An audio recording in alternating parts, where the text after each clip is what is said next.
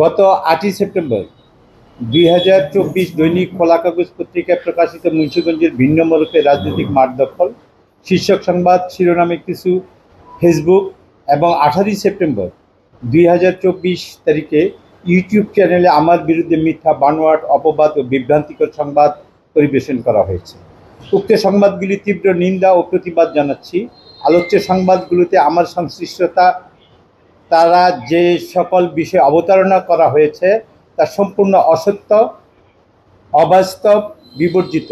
প্রকৃতপক্ষে সংবাদ উল্লিখিত ঘটনা ও কর্মকাণ্ডের সাথে আমি কোনোভাবেই সম্পৃক্ত নই। উল্লিখিত সংবাদগুলিতে যে সকল বিষয়ে অবতারণা করা হয়েছে সেই সকল ঘটনার স্থান, কাল ও অবস্থানগত দিক থেকে আমি অনেক দূরে এবং বালু ভরাট সহ যে বিষয়ের কথা বলা হয়েছে তার কোনো বিষয় সম্পর্কে আমার কোনো পূর্ব অভিজ্ঞতাও নেই, ধারণাও ছিল না।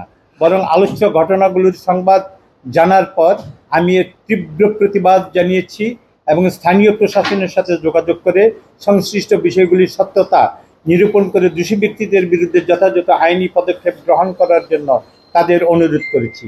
সেই লক্ষ্যে 250-টিরও বেশি ডিজাইন অপশন নিয়ে ওয়ালটন স্মার্ট ফ্রিজ, বোঝে আপনার প্রয়োজন।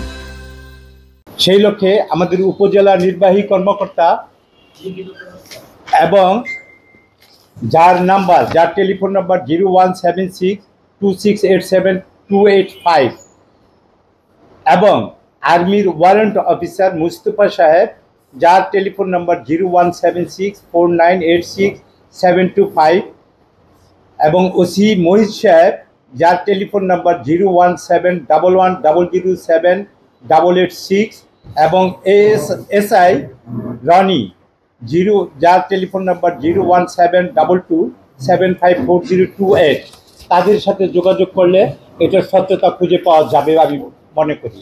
তাদেরকে আমি বহুবার অনুরোধ করেছি, অনুনয় বিনয় করেছি এই মাটি কাটা বন্ধ করে এই দিঘির পার্কে রক্ষা করার জন্য, দিঘির পার্কে মুক্ত করার জন্য বালু কেটে যে প্রচণ্ডভাবে ক্ষতিগ্রস্ত করা হচ্ছিল সেগুলো থেকে প্রতিরোধ গড়ে তোলার জন্য আমি অনেক চেষ্টা ইতিপূর্বেই করেছি।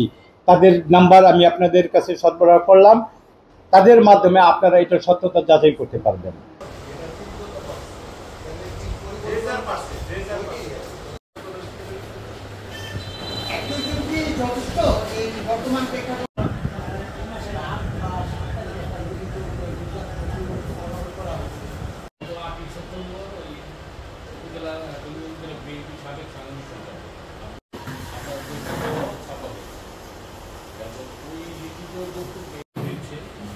বাইরেও কেউ আছে যারা এই বালু মহলে